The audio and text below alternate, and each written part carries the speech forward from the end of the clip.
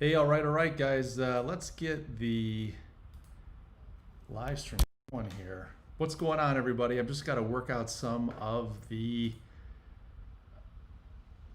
technology here. I don't know if you guys are hearing me or not. Hopefully, you are.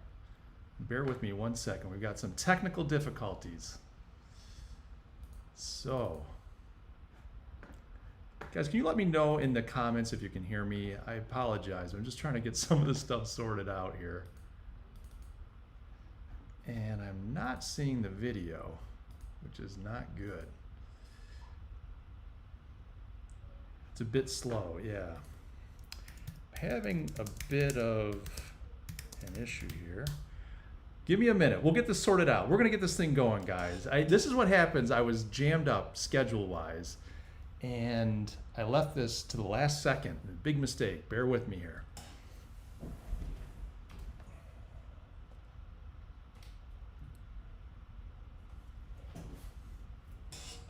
All right, there's me, so I can see me. I'm blurry, bear with me. We'll get it focused.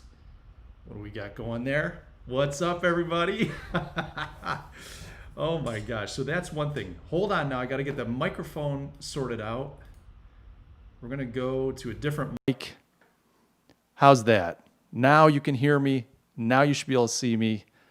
Folks, we're cooking with gas. We're live. What's going on? How's everybody doing today? Welcome to the live stream. This is The Currency. We'll open up the show officially in just a minute. I want to say some shout outs. We lost some people. We had a bunch of people waiting. And then, of course, once this thing went live and I was having issues, we lost half our audience. A big hello to Pauline. Pauline, how's it going? Hope everything's going well for you and your family. I see Pauline is finally not at the beach. She's been at the beach lately. We're running the show and she's at the beach, and I'm just concerned about priorities here. And then also we've got a friend here from Bulgaria. How do you pronounce your name? I can't read Cyrillic. I'm not sure how you say that, but you've got a name. It's written in Cyrillic. But welcome to the show. Thanks for saying you love my show. I appreciate it. Let me just add these. So I'm just wondering, how do you say your name? Help me out here. Meme5 says hear you, but it's a bit slow. Hopefully we got that sorted out. Hopefully that's not an issue. H1MB says quarter pounder or Big Mac. I know those Kodak colors are something else. Ketchup and mustard. That's the Kodak colors, and that was well before there was any Burger King or McDonald's. I mean, these guys started out, I don't know, like I think Kodak was like in the 1800s. So they've been around for a little while. And yeah, Pauline says, love the red shirt, like Tiger, always red on Sunday. Tiger Woods. Yeah, hopefully my marriage doesn't implode. I try to behave myself. I'm not as famous as Tiger Woods, so clearly I don't have the temptations that a Tiger Wood might have had in the past. What a story, though. I remember in the early 90s, I mean, Tiger Woods was just so amazing. And to see the fall of Tiger and the rehabilitation of Tiger too it's a great American story. So let me take a look here. H1MB says Evgeny Georgiev is how to read it. Evgeny Georgiev. Hey, let me ask you a question. Is my audio clipping? Am I like kind of fuzzy sounding? Am I too loud? Because I can dial that back just a little bit if I need to. I hope you guys are doing great on this Sunday. It is beautiful. August 1st is the 1st of August. We're just cruising through 2020. And there's a lot of people that want 2020 to be over with. The worst year ever, a lot of people are saying. It's been a tough one. There's no question. But I found 2020 to be quite fascinating. This is going to be a case study for the books. You go back a few years, 2020 is going to be in everybody's, case studies. And they're going to be talking about just what 2020 was and how businesses responded and governments responded and society changed and all that kind of stuff. But that's not what we're talking about today. Today we're going to talk about Kodak. We'll get to that in just a minute. We're going to, Pauline says audio's good. Thank you, Pauline. Appreciate it. We're going to get to Kodak. I don't know if you guys know, but Kodak just got handed a bunch of money and some interesting things going on there. We're going to talk a little bit about Kodak. And I want to talk about Kodak today. I know not everyone that watches this live stream and listens to the podcast is an American. Kodak's kind of an international brand, but I have a lot of personal experience with Kodak. I've done a lot of business with them throughout the years. And so, and I live in the city. I live in Rochester, New York, in which Kodak was both founded and at one point they were like the biggest employer in Rochester. Like almost everybody you knew had someone that worked at Kodak. And Kodak loomed large in Rochester. So I want to talk a little bit about that because I've got some experience in one of my previous businesses, did a lot of work with Kodak. When I was a young sales guy, did some selling for Kodak, or not for Kodak, but I would sell to Kodak. So I want to talk about this latest news with Kodak and the money that they were given. Over $700 million as a loan, obviously. I shouldn't say obviously, it's not obvious. It's as a loan, but we'll talk about that in a minute. Let's do this. Let's open up the show.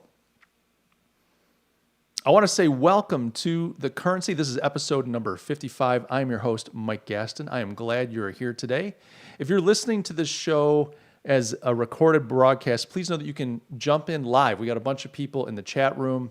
This show broadcasts live on YouTube. It's Sunday at 4 p.m. I think that's the time we're going to lock in on, but Sundays at 4 p.m. Just go to YouTube and look for Mike Gaston. That's me, Gastin. Subscribe to my channel, hit the notification bell, and you'll be notified.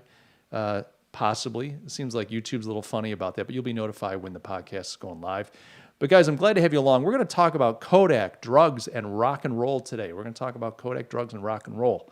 So I'm glad to have you guys along. I've been looking at the news, though. There's been some crazy things going on in the news, and it's hard to keep up. For a while, as a content creator, you look at the news and go, well, what is there to talk about? And all there was pandemic 24/7. The pandemic's still a thing, obviously. People are still talking about that.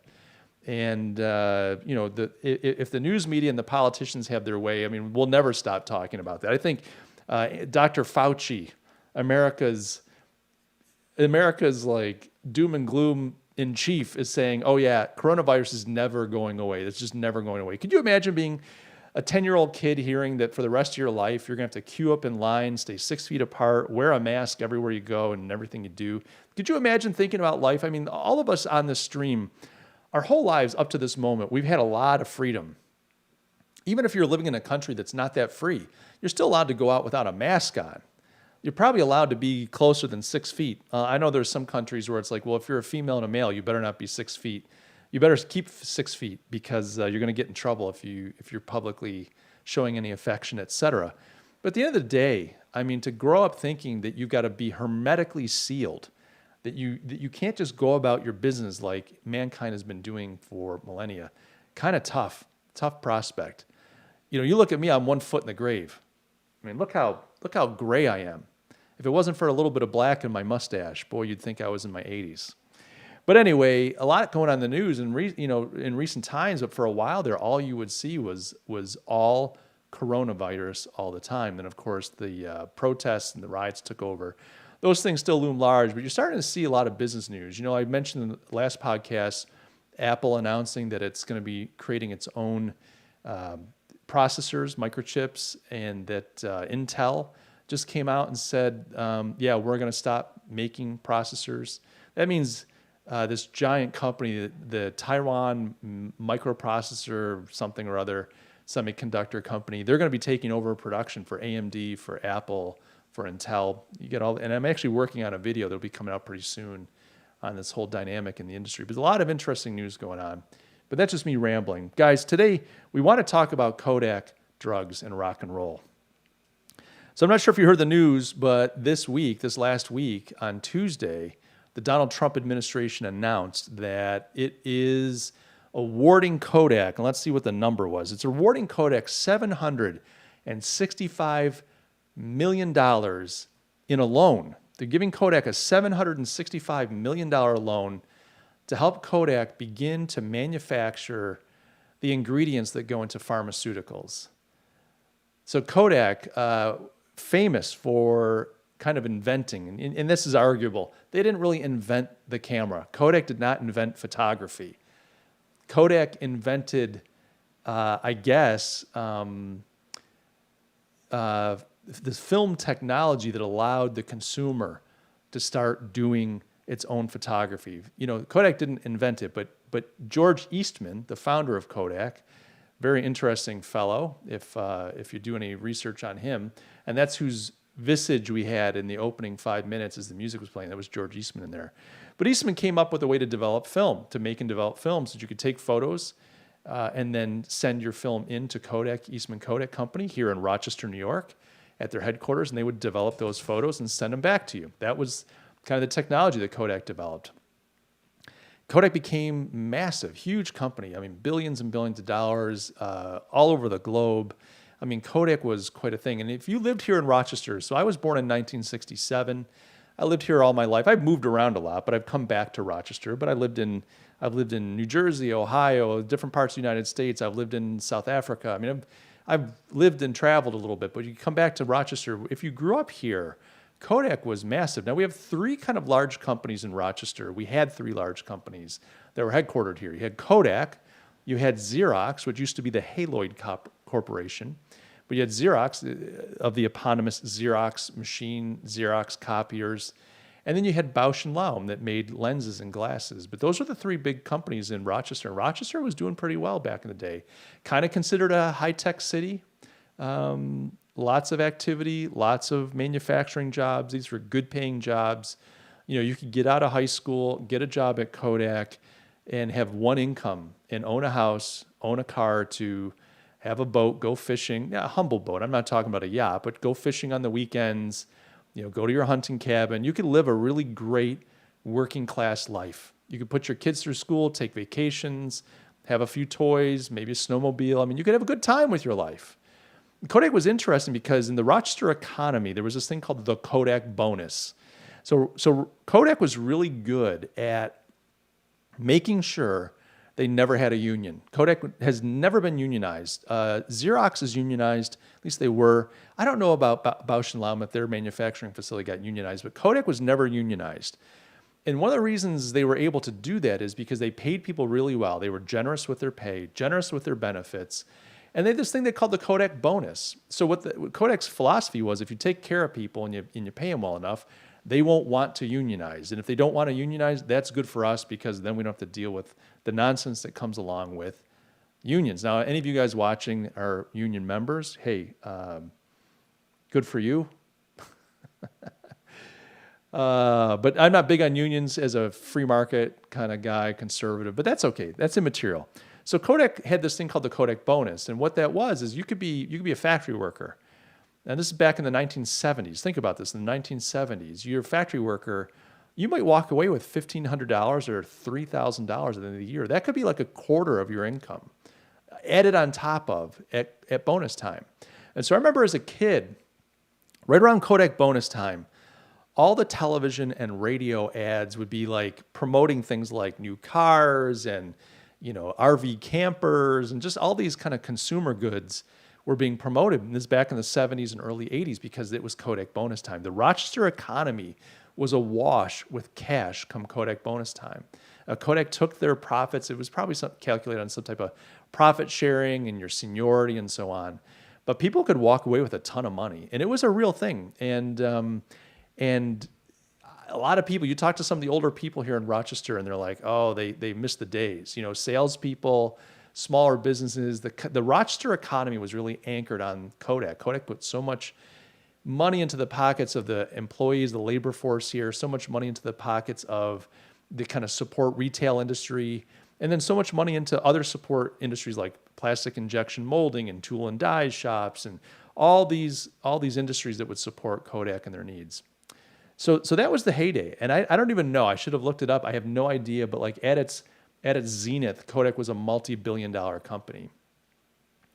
Kodak actually before Tuesday's announcement, and this is important to pay attention to, Kodak before Tuesday's announcement was its market capitalization was $100 million. So you think about this, a corporation that was worth billions and billions of dollars. And if George is on the stream today, it doesn't look like he is. I'm not getting any comments from George, but if George is on the stream or somebody else, it'd be great if you'd look up what the market cap of Kodak was at its zenith. But it was before Tuesday's announcement by President Trump. $100 million market cap. I don't even know if that's a small cap company anymore. That might be a micro cap. I'm not even sure like what that is, but that's a small cap stock. It was trading for $1, $2, $3 a share. It's ridiculous. I mean, this is a company that transformed photography and image taking, image making for generations across the world. But they were $100 million market capitalization. I have clients that big. I work with privately held companies. I work with the CEOs, marketing teams, product development teams of privately held companies. I have clients that big, privately held family businesses that big. And I'm thinking like in revenue, annual revenue, they're making as much as Kodak's market valuation. I work with companies whose market capitalization, if they were publicly traded, would be bigger than that, their net worth. If you look at their assets, their branding, their intellectual property, their revenue, et cetera. So it blows my mind that Kodak has become such a small thing. Now, why am I bringing all this up? Well, here's the thing. It kind of calls into question this whole deal. So there's George. He said he's going to join a little bit later today. Let's put that up on screen. Hey, George, good to see you, my friend. That's fine. You join whenever you want to. Watch it after the fact. I was only asking if you're here because you're so good at looking up questions for me. But Kodak, $100 million capitalization. Now, they were just given a $765 million loan. So let's say as you do your personal finances, and Pauline's right. She's saying they're like Blockbuster. They couldn't adapt. That's totally, and we're going to talk about that. We're going to take some time with this. I want to talk about the deal, the elements of the deal. I want to talk a little bit about, like why Kodak? Why did Kodak get chosen for this? I want to talk a little bit about the government's involvement in all this and deconstruct that a little bit and give a little bit of my analysis. So we're going to cover some of that stuff. Totally, Pauline is right that they have not been able to adapt, and I want to unpack that a little bit because I've had a front row seat to a lot of that stuff, and I want to share some of that. But the deal itself is 7.65 times larger than Kodak's total market cap. So if you think about, let's say you do a personal financial statement. You go through and you list all your assets, your house, your car, whatever you've got, your savings account, whatever money you have. You list that all in one column. On the other column, you list all the debt that you have. What do you still owe on your house? What do you owe on your car? What's your credit card balances? Hopefully for you, it's zero. You list all those things, stocks, bonds, investments, so on. At the bottom, you get a number. When you subtract one from the other, you got a number. That's usually your net worth. It's usually what you're worth. Maybe you're worth $100,000. Maybe you're worth $1 million. Whatever that's your net worth. A market capitalization works a little differently than that, but if you look at Kodak, and you just simplify this, what are they worth? So let's say you're worth $100,000. Who's going to give you a $700,000 loan? If you multiply that by 7, who's going to give you a $765,000 loan based on $100,000 in net worth? I mean, I can't even think of what Kodak's income needs to be to make that a good bet. When I owned a business, and I own a business now, but it's me and one other employee. But before, when I had my agency, I might go to the bank for a loan. I might say, hey, I want to get a loan. I'm trying to expand. I want to, blah, blah, blah. They're going to look at a couple things. They're going to look at my debt to income ratio. If you're making $1, how much do you owe? What's your debt to income ratio? They're going to look at my cash on hand. They're going to look at things like contracts, assets, and so on. And the bank is going to come back and go, hey, I'm sorry, we can't give you this loan. Your debt to income ratio isn't right. You don't have enough assets. You don't have enough cash flow, et cetera. Kodak is a company that just recently was telling the world, we don't know that we're going to make it. They make their statement to their shareholders, and they're like, we really don't know that we're a going viable concern. We're not sure that we're going to be here tomorrow. And you think about that. I mean, here's a company worth pennies of what they used to be worth, saying, we're not even sure we're going to be here tomorrow. And yet on Tuesday, they landed almost an $800 million loan. Now, the loan has to be paid back over 25 years. They've got to pay that back. And the idea behind the loan is that the United States government, under its what's the movement? But ever since the whole coronavirus, so coronavirus has kind of exposed for everyone the fact that our supply chains, our resources, they've been offshored too much. We're vulnerable. If you remember back, America went through this. I don't know about other countries, but the whole ventilator Oh my God, we need ventilators. Well, we can't even make ventilators. We can't make the things that we need. Well, we need PPE, personal protective equipment. Well, we can't even make that on our own. We couldn't just fire up, because a lot of Americans are like, well, let's just make them. People are like, you can't. It's all offshored. Everything's offshored. And so I think the government turned around and said, look, we got to start making stuff at home. We got to start reshoring a lot of this industry so that we're in a better place strategically and tactically the next time there's a problem, because I think we're realizing there's going to be a lot of problems going forward in the world we live in. This idea of globalization and the global economy and just-in-time manufacturing and lean manufacturing, where you're not storing equipment, you're not storing inventory, everything's just kind of flowing, this one big happy family across the globe. Container ships going from China to America, America to China, everybody's happy. Well, that got disrupted because of a microscopic virus. You can't even see your enemy anymore. And so H1MB says, good stream, have to go though. All right, H1MB, but thanks for popping in, my friend. Thanks for popping in. We'll catch you next time. Make sure you watch it after the fact. But the whole world's predicated on this network of globalized manufacturing, globalized technology, globalized relationships. And coronavirus has blown that to smithereens. And add to that on top of it, the trade war between America and China, et cetera. And you realize as a government, you go, look, we got to do a better job of making sure that our interests are put first. How do you do that? Well, you start bringing some things to your own shores. So for instance, pharmaceuticals, you might not realize this, but like take acetaminophen, for example, which is essentially, like Advil. It's a pain reliever, and it's used. No, that's ibuprofen. Acetaminophen, I think, is in aspirin, maybe Tylenol, but it's like pain reliever. But it's used in tons of drugs. It's a core component, and it's active ingredient in tons of drugs. Well, the whole world supply, the majority of it comes from China and India, and mainly China. But China and India control the acetaminophen supply. But what do you do when you can't get headache medicine? What do you do when you can't get medicine that's used in all kinds of applications and active ingredient? So the government's saying, look, we need to Tylenol. Pauline's saying Tylenol. You're right, Pauline, it is Tylenol. But the government's saying we want to bring a lot of that stuff on back home, not just pharmaceuticals, but pharmaceuticals is one of them. And so they went to Kodak and said, well, we want you to start manufacturing, or maybe Kodak went to them and said, we can do it. But Kodak is saying, we're going to manufacture the materials that go into these pharmaceuticals. We're going to create the active ingredients. And a lot of people are saying, well, why Kodak? Why Kodak? We'll talk about that in a minute. But let's talk a little bit about the aspects of the deal. So the Kodak CEO and executive chairman, his name is Jim Continenza. Jim Continenza. You've never heard of him?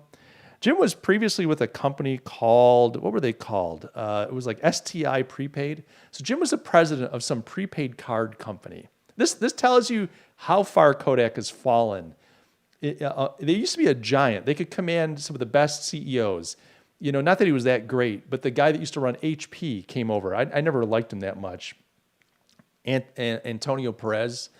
But the head of HP came over and took over Kodak and ran it for a while. A lot of times Kodak would promote from within. Kay Whitmore and Dan Karp and some of these other guys, they'd promote from within or they'd poach. But they're bringing in some heavy hitters.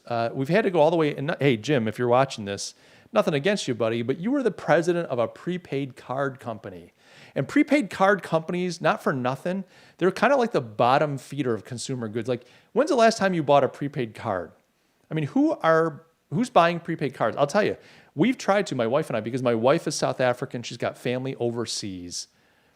And so we might buy a prepaid card once in a while so that we get a better rate to call family. But you know what? Now we just use Skype or something. You can buy some time, you get some deals. We're not doing prepaid cards. We're not doing prepaid cards at all.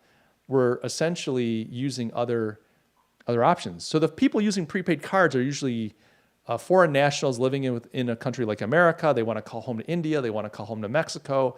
You watch a soccer match. You watch a cricket match on television. That's where prepaid cards get advertised. They're advertising to people that are living away from their home country in the U.S., want to be able to call family members on the cheap. Nothing wrong with that. But to me, to say, well, we poached the CEO of this prepaid card company that no one's ever heard of, STI is like a nothing.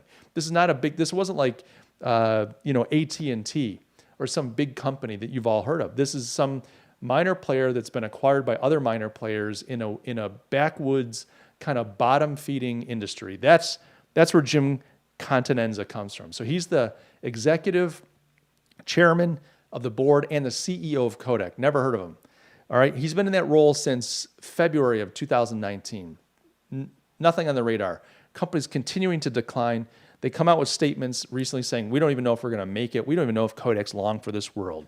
Now, on Monday, the day before this deal came out, and this is fascinating, the day before the deal came out, the board voted to give Jim Continenza 1.5 million share option.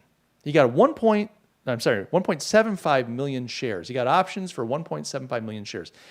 These options were not in his contract. They weren't publicized anywhere. This is nothing that anyone's ever known about. But all of a sudden on Monday, Jim Continenza and some others got some like $700,000 worth of shares. But Jim got 1.75 million share options from the board. The very next day, President Trump's administration comes out and says, hey, congratulations, Kodak. We're just awarding you $765 million in a loan to be paid back over the next 25 years so that you can fire up pharmaceutical component ingredient manufacturing to help us reshore our capabilities to America. Think about that. One day before, the board just mysteriously votes this guy, huge share option. He made like $85 million in a day from the moment that the board voted to give him that share option to the moment that the Trump administration, $85 million. Now, the interesting thing is those shares, they vest instantly, which means the minute that Jim received those shares, he's allowed to sell them, to cash them in. Could you imagine that? So the government is going to give Kodak almost $800 million.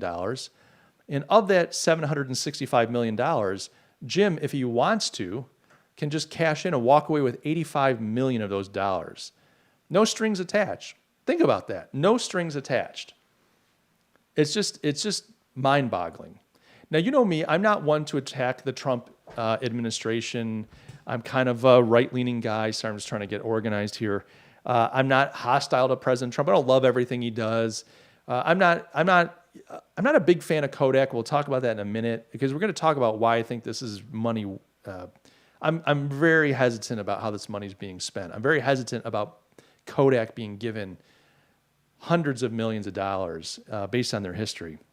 So $765 million goes to Kodak, and then immediately Jim Continenza walks away, if he wants to, with 85 plus million.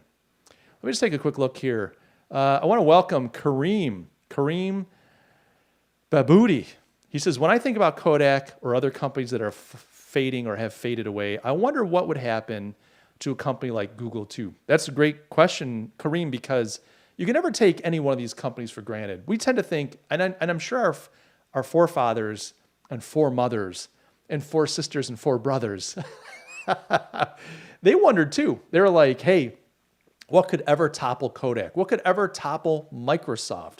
What could ever topple IBM? You think of these giant blue chip companies, you go, they'll never go away. They're giant. They're on top of their game. They dominate. They're awesome. And you look today and you're like, what could topple Bell Laboratories? What could topple Xerox? I mean, Xerox came up with the graphical user interface that Steve Jobs and friends poached and used for the Apple. Look at Microsoft. I remember when people were like, Apple is barely going to make it. Microsoft will dominate forever. And where's Microsoft today? They're still a company, don't get me wrong. But Apple, by the way, talking about news, Apple just the other day is now, according to market capitalization, the world's biggest company by market capitalization, beating out, I forget the company, but a Saudi oil company. The name escapes me. But essentially, Apple now, according to market capitalization, largest company in the world. I mean, think about that. So you're right, Kareem. You think about Kodak, people back in the day would think to themselves, I'm sure of it, Kodak will never go away. I think this is part of Kodak's problem. They took for granted who they were and what they had, and they just assumed we can do no wrong. and we've got time. We don't have to figure things out. And I'll share some stories with you guys to illustrate that in just a minute. So yeah, what about Google? Can Google survive forever? And I think there are different factors. I mean, with Kodak, they got fat and sassy and they got upended. On the other hand, I could look at somebody like a Google and say, there are other factors that could destroy Google. You could have government backlash. You could have civil wars. I mean, different things, technology changes that could put a company like Google on the rear end. That wouldn't necessarily be a bad thing. Would be good, but it wouldn't necessarily be bad. Let me just take a look here. Top Wraps. Welcome. I think this is the first time I've seen you comment in the stream. Thanks for joining. Your previous video got me doing a big-ass think bubble board for future moves in our company. For example, brand, production development, and investments, marketing, etc. It was great. Thanks. Well, I'm glad that you watched that video, and I'm glad that it was impactful for you. That's my desire, is to help entrepreneurs and help just people live life on their own terms. And part of that is equipping them to think differently, to ask the right questions, and to just tackle life a little bit differently. So thanks for taking the time and let me know that. I'm grateful to know that. Pines with Zero, welcome. You show them prepaid card companies, Mike. That's right. I gotta drag them a little bit, because there's nothing wrong with a prepaid card company. They actually provide a good service. Like, they help people save some money. They're not like vultures preying on poor people. But on the other hand, if I think of Kodak and what it used to represent, and they're pulling their CEO and board chair, executive chairman from a prepaid card company that's not even a big player, it's just like some minor player. Heck, I could run a prepaid card company. I could run Kodak. Call me. By the way, I still have not received a call from Big Boy. I think this is day like 21 of no call from Big Boy. If you listen back to a couple, if you're just joining me, I joked. I did a podcast on Big Boy a couple episodes ago and said, hey, if they want to, they should give me a call. I could help them fix their marketing. Still no call from Big Boy, folks. Pines with Zero, divergent view. Immediately vested stock options are just stocks and a way to bypass executive remuneration standards. I think you're right. So you're saying that's just it's a workaround. And I agree with you. I think some people are arguing, well, they did this for Jim and some of the other executives. It's highly unusual, a number of people are saying, but they said they did this for them because they want to incentivize them to vote for things that might dilute their existing holdings. So if they voted for this big loan, et cetera, it may have diluted some of their value that they're already holding in the company. So say, hey, we're going to throw a ton of money and a ton of stocks at you, and you can cash in any time, to kind of incentivize them to vote in favor of something that would be good for the company. But here's the problem I have. If you're a board member and you're an executive running the business and you're placing your own interests before those of the organization and the institution and the other shareholders, then shame on you. You're actually derelict in your job. And that I have an issue. I have no problem with executives making money and being incentivized. I think incentivization is a fantastic thing. On the other hand, the way that they structure these incentivizations, they become more like, it's more like they're burglarizing the company. It's like they're raiding the pantry. Yeah, hundreds of millions are coming in, and we're just going to grab as much for ourselves as we can. And I'm not one that usually attacks any type of free market move, but to me, this isn't free market. The free market would have demanded that Kodak came to the table with innovations and solve problems that people actually want and create a real value for the market and for consumers. And by doing so, they would be awarded for that. And this is not free market. This isn't true capitalism. This isn't free market things happening here. This is taxpayer dollars being thrown at a company to help this company create jobs, which is politically expedient, and at the same time help bring this technology back to the U.S. to repatriate this capability. And I'm okay with that. I think bringing capabilities back to your nation to help your nation be strategically positioned to thrive in the future, fantastic. I'm not a big globalist. I'm not saying like, oh, this is bad, globalism good, nationalism bad. I'm probably the opposite if I had to pick a side. I'm not against globalization, by the way, but I'm just saying if I had to pick a side, I'd pick the nationalist side versus the globalism side. But free market dynamics would demand that Kodak figures out a way to bring goods and services to the market that are valuable, that they can produce, sell at a profit, and run their business well, and they can grow. That's what the original Kodak did. This is not free market. Do you know that Kodak went from being a $100 million market capitalization within a day? At the end of the week, I think they closed out at close to $1 billion market capitalization. Their market capitalization went to almost $1 billion based on an announcement and a loan that they're going to get from the government. Think about that. It's just mind-boggling. Mind-boggling. Let's look at some more comments here. Pauline asked a great question. Everyone remember Yahoo? Oh my gosh. Boy, and Yahoo's similar to Kodak in a way, for me at least. You know, Kodak through the years, if they could make a bad decision, they made a bad decision. If they could lose money, Kodak would lose money. And I know, I got a lot of friends, a lot of loved ones, a lot of business relationships that are tied to Kodak. I've got a long history with Kodak, and I'm sorry, I get so irritated with Kodak, so frustrated by Kodak. But if there was a way to be conservative, if there was a way to do something not the smart, innovative, dynamic way, if there was a way to avoid forging forward, if there was a way to avoid grabbing the brass ring, ringing the bell, fill in whatever little idiom or metaphor or cliche you want to. If there was a way to not win, that's the way that Kodak would choose. I remember product development process. Kodak was trying to come up, you know, we've got digital technology. People are sharing photographs online. They're, you know, Facebook's starting to become a thing where people are, you know, chatting to one another. And Kodak tries to come up with this product. And this is just so, it's just so indicative of the Kodak approach. They try to come up with this product, and so they're going through this development process, and they've come up with this device. It's kind of like this computer that you can hold in your hands, this big screen, and it's all designed for working with photographs. I don't think you can take a photo with it, but you can share photographs. And it's going to have software on it that allows family members to share photos and comment on them and enjoy them together. So the whole idea is like, how do we help people enjoy photography? How do we help people enjoy photography? And they came up with this piece of hardware. The software to them was immaterial. Piece of hardware that would allow people to share and enjoy photographs. And I was talking to some of the designers and developers on this project, and I'm asking questions like, well, I know that this is back a few years. I know the hardware market can be tough. The only way that this is going to work is that you have enough people buy this piece of hardware. Oh yeah, no, they understand that, but they've got a huge market and they're going to be able to get it out there. Because if I'm sharing, it's like the fax machine. It becomes more valuable the more people have it. And I'm like, well, what other things can you do with it? Well, you know, you can comment on it. You can store your photos. You can favorite them, or you can share them out to people. But it was all about photography. And it was all about having this device. And I just was skeptical. Now, around the same time, Facebook's coming out. I'm like, well, I can already do this on Facebook. No, they were convinced this was going to be great. It's going to be great. People are going to love it. And they invested a bunch of money into this. Well, right when they started to do market testing, right when they started to get this kind of into focus groups and the consumer hands to figure it out, Apple released the iPad. And you remember the iPad coming out. You could do all kinds of things. You could read the newspaper with the iPad. You could check your email with the iPad. You could take photographs eventually. I don't remember if the original iPad would allow you to take photographs. You could synchronize it with your photo album. I remember that much. You could take photos with your phone, but I don't remember the iPad being able to take. I had an original iPad. I don't think that could take photos. Can't remember. Doesn't matter. You could have your whole photo library.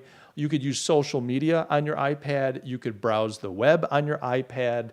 You could do everything on your iPad. You could do the whole thing that Kodak was saying. You could share photos and comment on photos, store your photos, organize your photos, yet you could do everything else with it. You could do everything else. Your whole life, you could read magazines.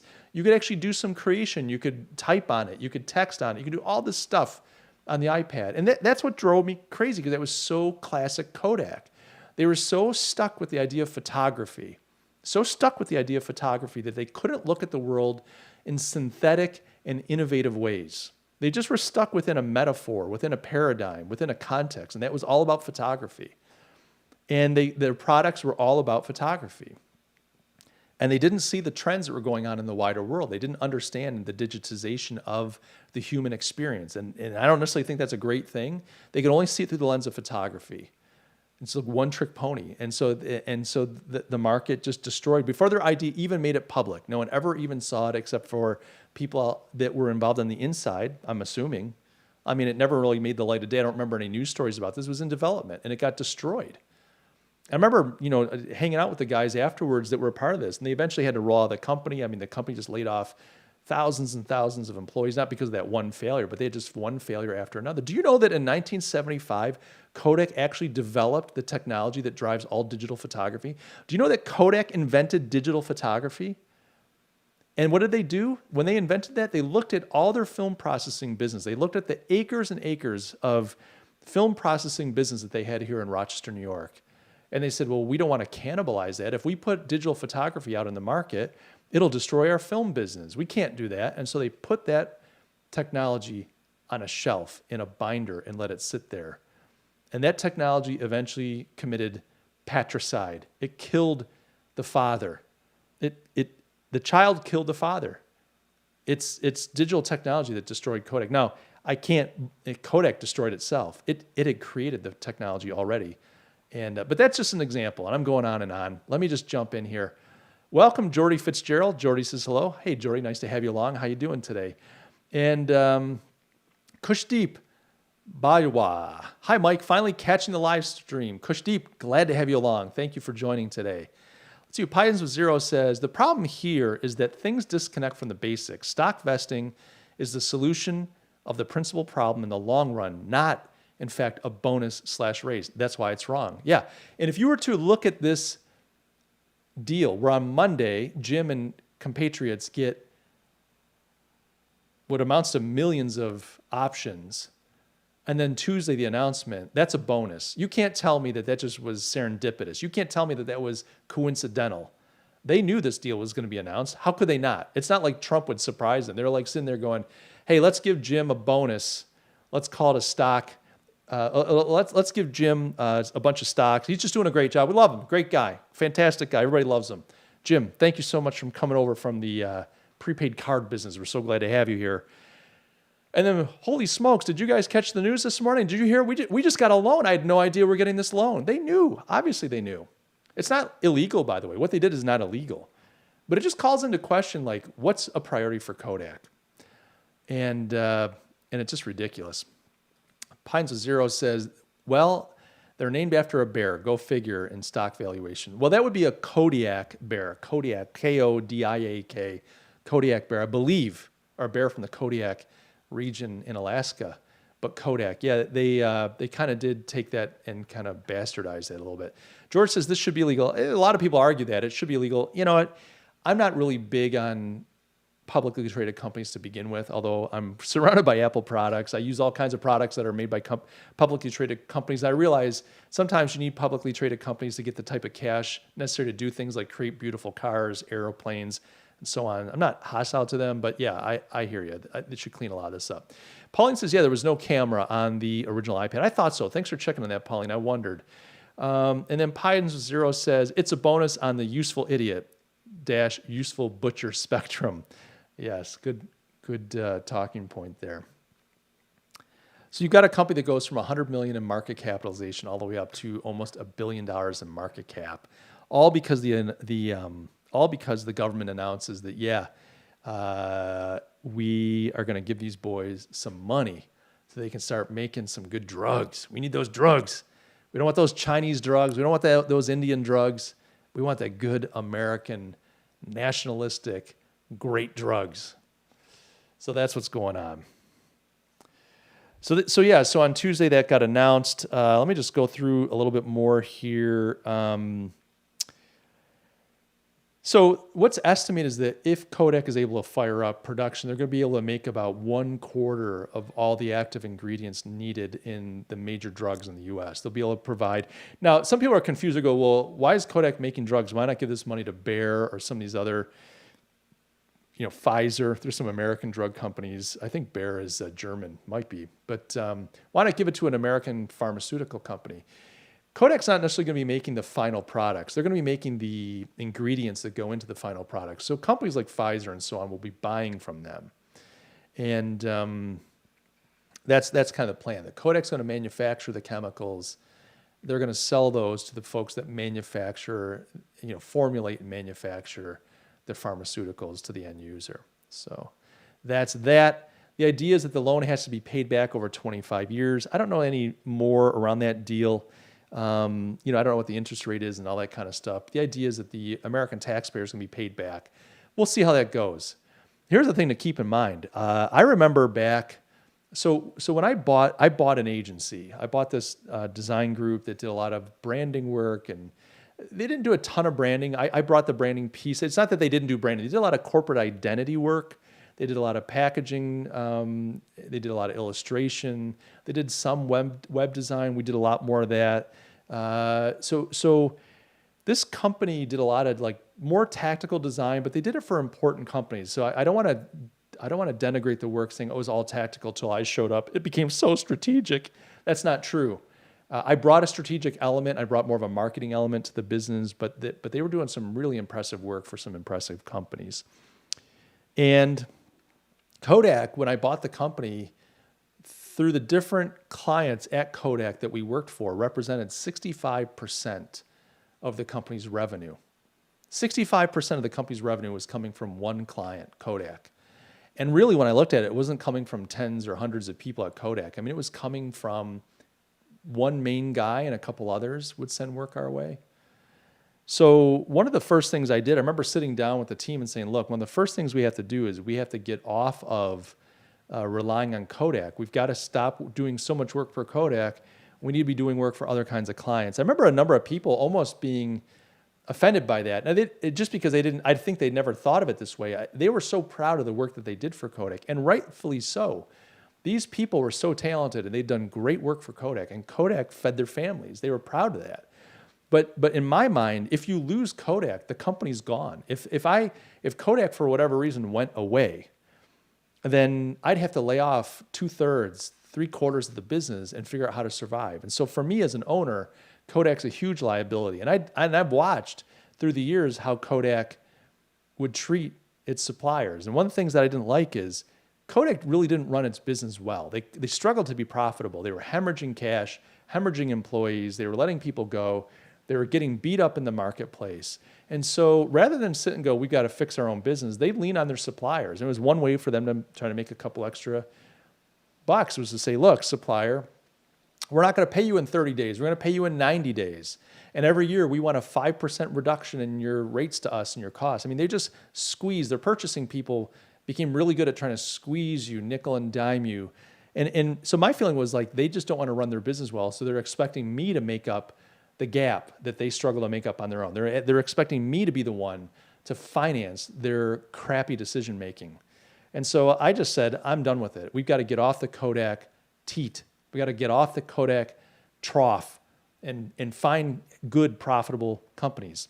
The other thing that I found very frustrating with Kodak was you might do a little $2,000, $3,000 job. Maybe they said, hey, can you put together some type of PowerPoint slide deck for us, make a template, and put together a slide deck. We got some sales presentation. We've got a budget of say $3,000 to $5,000. Well, yeah, that's good work. We'll do it. Love it.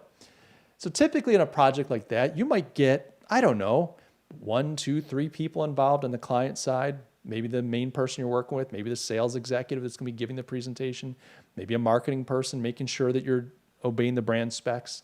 And this is not an exaggeration. You get a little $3,000 to $5,000 job from Kodak, and that's a little job. You're running a multi-million-dollar agency. That's a little job. And then you get like 20 different people, almost 30 different people from Kodak chiming in. You ever get these email chains where one person sends an email, they send it out, and then everybody just starts commenting on everybody else's email? And you get this email that's just pages and pages long, and it's indented. Every time someone, there's indent in different text colors, and it's cascading down. And everybody's just chiming in. There's all these different middle managers and supervisors and peons and bootlickers and so on, chiming in on all the changes that they think. Could you change this and tweak that? And then I'm supposed to sit as the account executive. I mean, I own the company, but I'm managing the account and go through and catch every little change. Well, first of all, it's designed by committee. It's ridiculous. I mean, you get the worst outcome when all kinds of people get to give their 2 cents, and their 2 cents has to be listened to. And because Kodak had such a culture at the time of everyone fearful for their job and trying to justify the expense of paying their salary, everybody had to be hands-on. Everybody had to chime in. Everybody had to change something. And it was just ridiculous. And on the other hand, the company wasn't like, hey, look, we know we're a pain in the ass to work with. We know that we've got some issues. We know that we're squeezing you for dollars. We know that we're unreasonable, et cetera, et cetera, et cetera. So please, we'll be flexible here. We'll be grateful. We'll have a good attitude about this. Thank you for helping us. No, their attitude sucked. Hey, we're Kodak. You should be grateful to work for us. And I was just like, you know what? I've had it. I've had it with Kodak. So I sat down with the team and said, we're done. We got to get off the Kodak teat. This is years, this is before the whole 2008 meltdown of the market.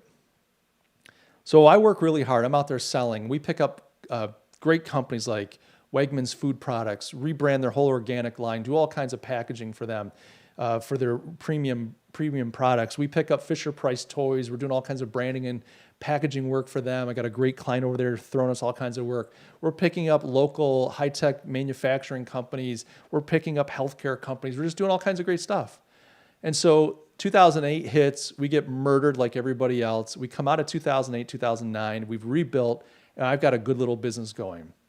So here I am, 2012. I'm finally going to take a break. It's been bloody murder. Forgive me for those of you in the UK, but it's been bloody murder in India. We finally get through this thing, and I'm going to take a trip. We're going to go to South Africa. It's been 10, 11 years for me since I've visited my wife's family.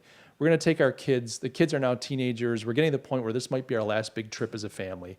And I'm going to take 3 weeks of traveling South Africa. I'm going to take a 6-week trip. 3 weeks will just be on vacation traveling, and 3 weeks will be working remotely so that my family can have a month and a half. I mean, we worked so hard for this trip. And we're sitting in the airport in Dulles in DC, getting ready to fly out. We left Rochester, we got into Dulles. And you know how in the airport they run CNN around the clock? And we're sitting there in the morning, early morning in Dulles, waiting for our flight to leave later that afternoon to South Africa. And across the news comes this big headline: Kodak files bankruptcy protection. Kodak's going bankrupt. And my wife, this is 2012. Now we're about to take this big trip. And you got to understand, this was a brutal period of years. Like, we had to hump for 2 years. It's like, it was so hard getting out of that economic crash. And here we are sitting on the other side of it, ready to finally take a vacation. Finally, after years and years of no vacation. And my wife looks at me, her eyes just big as saucers. And she's like, oh my gosh, are we going to be okay? Like, we're just about to fly out in a few hours. This is going to destroy your company. Like, are we going to be okay? And I just looked at her and I said, honey, I haven't done a Kodak job in 2 years. They don't owe me a nickel. This doesn't affect me in the least. I had the biggest grin a man could have at the time. And I was like, finally, Gaston, you did it right. You saw ahead. You made the right moves, and you got free. So yeah, that's just a little experience with Kodak. But I know I'm dragging them pretty hard, but this kind of leads up to my thoughts on, should they get this cash, and what are my thoughts on that? Let's take a look at some more comments. Pines with Zero says I commit to improving my English. I don't think you need to. I think your English is fantastic. And he says, is that greenfield, or do they need to M&A into that? I think it's greenfield, and I'll explain why. And I guess I'll answer that now.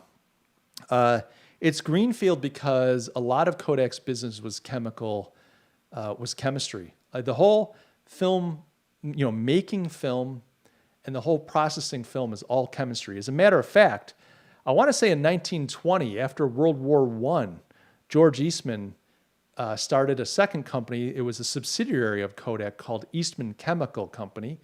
It's since been spun off. I think in the 90s it was spun off from Kodak. But Eastman Chemical Company was all focused on kind of so they could be vertically integrated, creating all the chemistry that was needed by Kodak to do the film and film developing process that they did. And so they do things like all kinds of chemicals. And this Eastman Chemical Company, now here's the irony. This was started back in 1920 by George Eastman. It's headquartered somewhere in Tennessee. I want to say, and I'll look it up, I've got it here. So Eastman Chemical, Kingsport, Tennessee is its headquarters, publicly traded company. Now remember, Kodak, I mentioned to you before this whole deal with the Trump administration, market cap was $100 million. Eastman Chemical's current market cap, unrelated to Kodak 100%, $10.14 billion market cap. It was spun off in 1994. Its 2019 sales were $9.3 billion in sales. And it's got almost 15,000 employees, or probably about 15,000 employees, manufacturing all over the world, multiple locations. So that's Eastman Chemical Company, a former subsidiary of Kodak, Eastman Kodak Company, spun off in 1994. And so here's where I'm going with this. Kodak has a history with chemistry, and that's the one thing. A lot of the people in the marketplace are like, why Kodak? This makes no sense. They did cameras. Well, yeah, they make cameras, but it was all about the film. It was all about the chemistry. So Kodak does have a lot of experience in the chemicals, chemical formulation, chemical engineering business. Now that said, yes. By the way, Dale Spooney says, I'm here. Welcome, Dale. I'm here for the drugs and rock and roll. I'm only here for the drugs and rock and roll. Well, we're talking about the drugs now. And getting all this money, a wash of money, that's the rock and roll, baby. I wonder the parties are happening. But Dale, welcome. Dale says, earlier he said, hi, Mike, I guess Kodak moment meant something totally different to you. Yes, that's right. And look, I know I'm being hard on Kodak. The reason I'm being hard on it, it'd be one thing if Kodak kept screwing up in the local marketplace in Rochester and the local media held it accountable. But it enjoyed decades from the 80s all the way through of the media, the local media treating Kodak like it could do no wrong. It was treated for decades as, oh, Kodak, Kodak woke up this morning and saw the sun was shining. Hey, everybody, we should be happy. Kodak says everything's going to be okay. And it was obvious. I mean, I'm not some rocket scientist. I'm not some, I just didn't want to take the other side of the argument just to be difficult. Everyone's going long and I'm going to go short. It was like just saying that the emperor had no clothes. Everybody's walking around saying Kodak's great. And I'm like, I'm sorry, I'm not seeing it. And it was frustrating to me. So yeah, it is personal for me. Anybody that says his business isn't personal has never owned a business.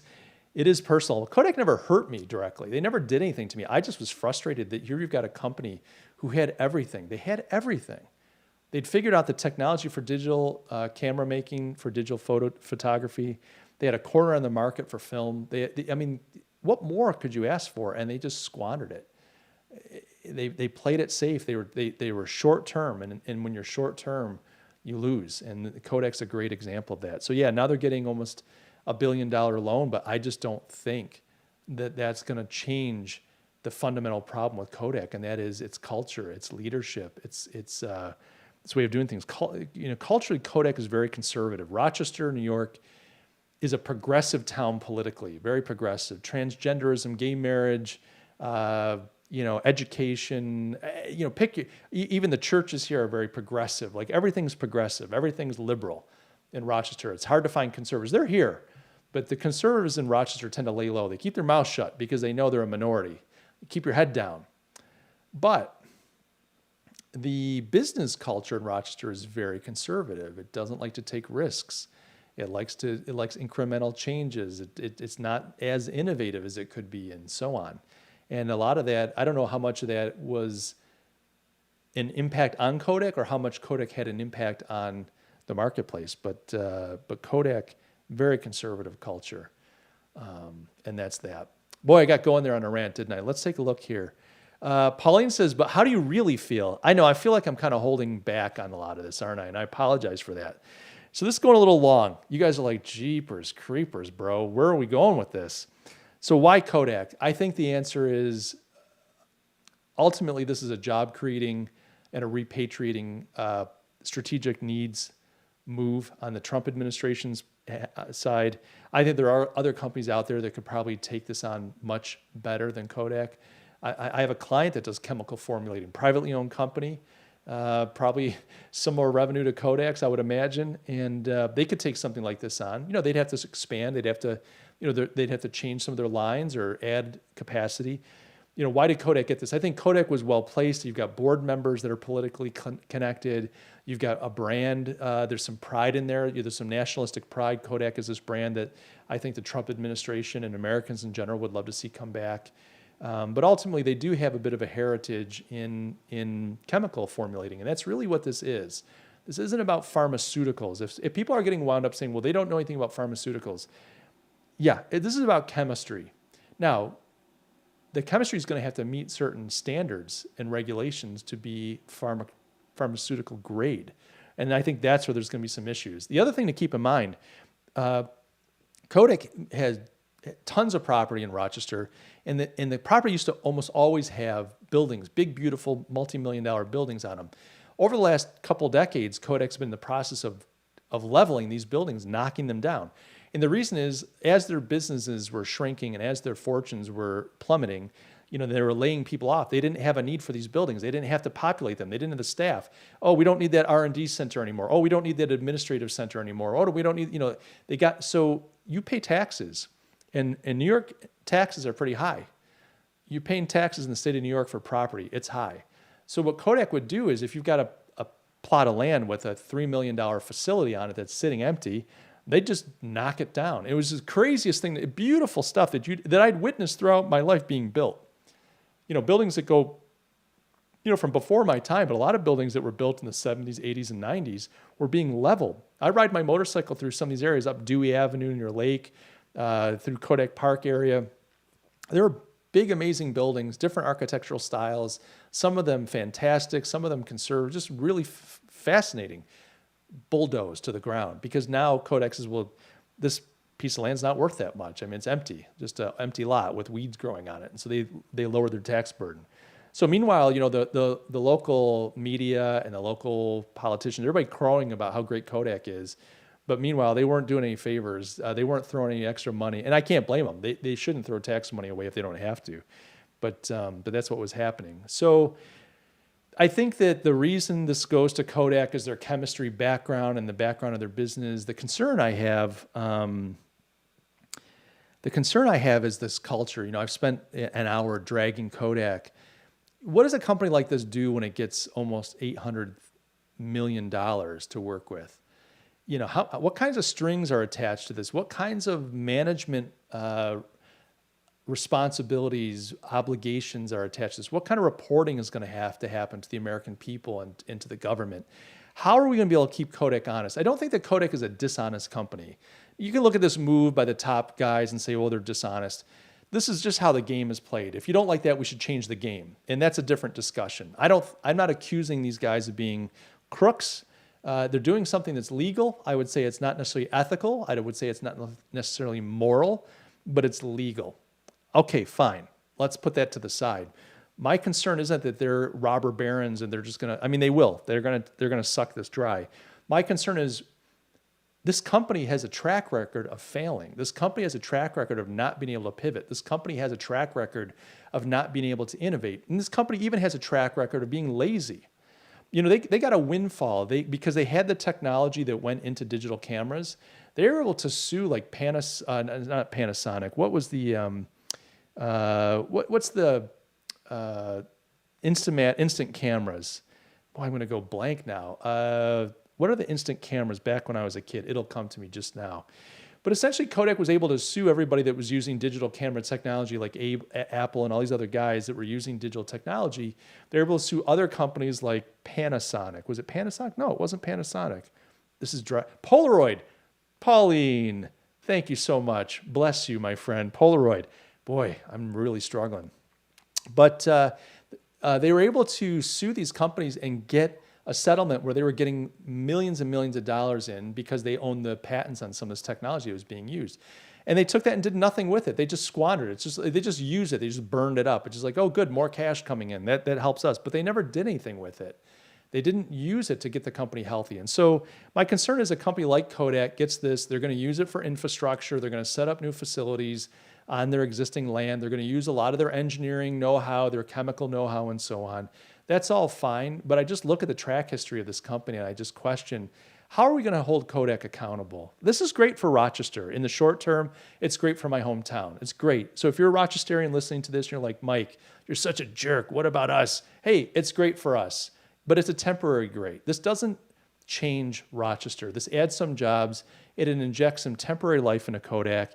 But my question is like, what will Kodak turn this into? What will this become for Kodak down the road? What will this become for Rochester? What will this become for America? If we're saying this is so critical that America has to take back its capabilities to produce these things, then why not let the free market solve that problem? Why pump up a body that's practically brain dead and is on life support? Why not just let that thing die? Pull the plug and let nature take its course. And let a younger, stronger, or more mature and healthier, proven company come to the table, or groups of companies come to the table and say, yeah, we would love to help America become great again. I don't think Kodak has earned the right I don't think Kodak has proven itself. It's just the opposite. Now, there are a lot of people that had their careers at Kodak. A lot of people have ties to Kodak, and they go, look, I'm nostalgic. I'm a Rochesterian. I was an engineer. I came to Rochester from Wisconsin. I'm so glad, Kodak gave me a great life. That's fine.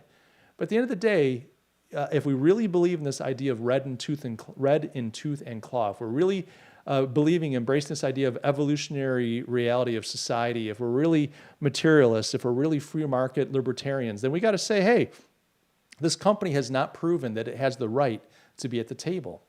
And I'm not accusing anybody of doing anything wrong, although I think there are going to be a number of people outside the Kodak board that are going to be in a little bit of trouble. There was a huge surge the day before this trade happened. Now, I think some people were watching the Kodak board give Jim all that money and said something's afoot. I think there's some people that had inside track, and I think there's going to be some news down the road on insider trading for people that had started investing like crazy. I'd be curious to see where this lands. But yeah, I don't think that Kodak has earned the right. And so for me, I'm happy for Rochester in the short term. I hope this helps real people with real jobs. I hope this creates an opportunity for a future, but I'm skeptical. Everything that I've seen, everything that I've experienced with Kodak tells me if I base my judgment on past performance, I look forward and say, this is a company that doesn't know how to manage its way out of a wet paper bag. And I know that's harsh, and maybe people will be throwing tomatoes at my house later tonight that are local and listening to this, but I'm sorry. I love Kodak, and I'm angry at Kodak because I've always wanted it to win. I've always wanted it to do well. I never had a chip on my shoulder against Kodak. But when you live in the city that creates the film, and you go to the store, you go to Wegmans, you live in the Kodak city, Rochester, and you go to a Rochester supermarket, Wegmans, it's done well all throughout the U.S. now, the East Coast mainly, and is a case study all throughout the world for grocery stores and supermarkets. And you want to buy a roll of Kodak film back in the day, and you're charged a premium. Nowhere else did you pay as much money for a roll of Kodak film than you did in Rochester. They'd step on our necks. And why? Because they were the home team, and they knew that they knew nobody would buy Fuji. If you live in Rochester, you're going to pay premium. So essentially, it was a tax on their own workers and their own workers' neighbors and their own workers' family members to say, look, where are you going to go? We're Kodak. You love us. You're not going to go anywhere else. And they just charge a premium. And so at the end of the day, Rochesterians were paying through the nose. I just feel like a company that does that is short-sighted. A company that does that will eat its own young. A company that does that is lazy and just tries to suck the profit out wherever it can. It's the financialization of a business. And so for me, I am skeptical that Kodak is going to use this money prudently. I'm skeptical that they're going to be able to bring anything to the market that's good for America, but time will tell. And I would love to be proven wrong. This is one of those things where I'm making a prediction and I'm going to be so proud of myself if I'm right. I just look at the past and say, this is where I think this is going. Guys, I hope this podcast has been useful. Now, if you're listening, I'm going to end the podcast, but if you're on the live stream, we're going to jump into question and answer here for a little bit, have a little bit of fun together. If you want to participate in that next time, just make sure to jump on the podcast live. If not, you can always catch this podcast anywhere fine podcasts are provided. It is the currency. You can get on Apple Podcasts, Google Podcasts, Spotify, Stitcher Radio, anywhere that fine podcasts are provided. Guys, I love you all, and I'll catch you in the next episode. Now, if you're watching live, stick around. We're going to do some Q&A. It's always fun to have these kinds of discussions. And I'm going to jump in here. George made a comment earlier. He said, well, one conservative from Rochester is doing a live stream and not holding back with his point of view. That's right. I'm outing myself. I'm not wearing some type of mask. I'm not behind like a screen, and I'm calling it like it is. And you know what? If they want to come for me, they can come for me. Guys, if I'm not here next week, you'll know the progressive mob dragged me out of my house and tarred and feathered me and threatened me that if I ever open my fat mouth again, there'll be hell to pay. If that's the case, I'll go down in a blaze of glory. I'll go out fighting, boys. I shouldn't joke. Someone will take this seriously and be like, how dare you say that?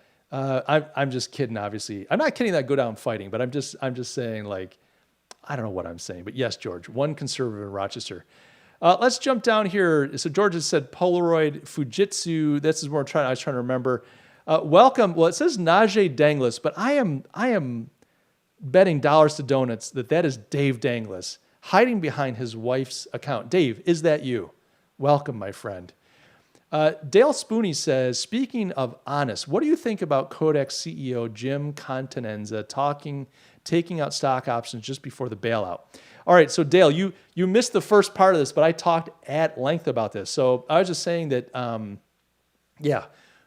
the board, and Jim Continenza is both the CEO of Kodak and also the executive chairman of the board. But the board voted to give him 1.7 million stock options and 1.75 million stock options. And as soon as the deal happened the very next day, he stands to make about 85 million. Those options vest immediately, meaning he can cash those in any minute he wants to. What do I feel about that? Here's the thing. I think that is the board bonusing Jim, saying, "Hey, attaboy, Jim. Look at how great we're doing now. We're getting a huge loan from the government. Happy days are ahead. Sunny trails, blue skies, and so on." It's legal in America. I don't know about other countries. It's legal to do that. I don't think it's ethical. I don't think it's moral. The argument is that they did this to incentivize Jim and the rest of the board members to vote in favor of accepting this loan and going this direction. Because if they weren't doing that, they would be diluting their stock options and shares and their value in the company. I don't know all the details of that. I think it's pretty schmucky. And here's the thing. Jim Continenza, or however you say his name, he's been at the helm of this company since essentially the beginning of 2019. A few days before, just before this deal was announced, Kodak was talking about they might not make it. They might just go out of business. So I'm not sure. He's getting a big bonus for this one effort. I think it's outrageous. On the other hand, what are you going to do? This is how the game is played. I don't think it's good. I don't think it's right. I think it's kind of disgusting. And my opinion of him is much less than it ever was. Now, it wasn't that high to begin with. I never thought, I haven't seen anything good. I haven't seen anything inspiring coming out of Kodak or Jim and his leadership in the the year and a half that he's been at the helm. But I think it's terrible. That's what I think. Let's look at the next question. So Pions with 0 says, by the way, their loan payback must be amazing, like 40 million per annum for a company with a market cap of around 100 million before the loan. The government owns them basically. Exactly. How are they going to make those payments? Exactly. And who's going to manage it? That's why I'm saying, who would give that kind of money? Who would give that kind of money to a company with a $100 million market cap? Who would give them 7.65 times their market cap? It's just crazy. I don't understand it. Najee Danglis confirms that, yes, it is Dave. Hello, Dave. Love you, brother. How you doing, man? Where you been lately? How come we haven't had a burger or something together? It's been too long. We'll have to mask up and get together. George, sorry, but that should be outright illegal. Lock him up. Lock him up. Just like they locked up Hillary after the Trump election. Yeah, look, that's a whole discussion about executive compensation and aligning the interests of leaders with shareholders and so on. I don't have a lot to say about that just because I have opinions on that, but I don't have a lot to say that for this broadcast. Let me just take a gulp of water here, boys. I'm starting to get a little woozy. Yeah, it's quite a discussion. It takes a lot of work to drag Kodak the way I did. Was I too harsh? Was I too harsh on Kodak? Let me know what you think in the comments.